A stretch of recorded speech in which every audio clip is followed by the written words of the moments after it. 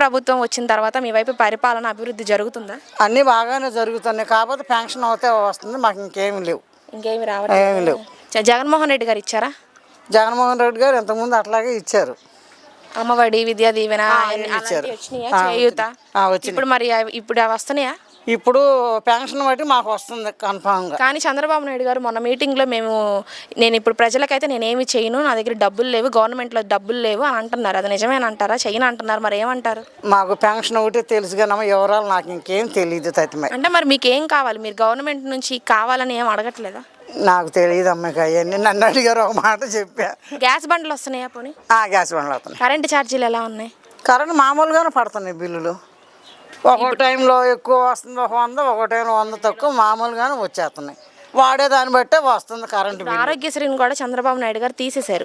ఇప్పుడు ఆరోగ్యశ్రీ వస్తుంది అంటున్నారు కానీ కామంలోకి రాలేదు. ఇప్పుడు అది ఈలోపు వీళ్ళు అమలు ఎప్పుడు చేస్తారనేది తెలియదు. ఈలోపు పేద ప్రజలు అనే వాళ్ళకి ఆరోగ్యం బాగోపోతే వాళ్ళు ఎలా బ్రతకాలి అని అంటున్నారు. దానికి మీరేం చెప్తారు?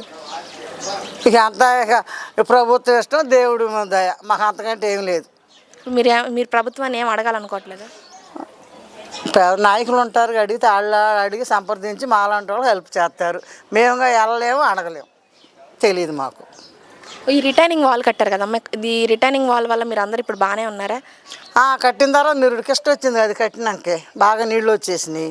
ఇది చంద్రబాబు నాయుడు గారు గెలిచినాకే వరద వచ్చింది మొన్న, నెక్స్ట్ వర్షాకాలం. ఇక వచ్చే వానాకాలానికి ఎంత రిపేర్ చేస్తారో వస్తుందో కానీ ఎవరూ తెలియదు.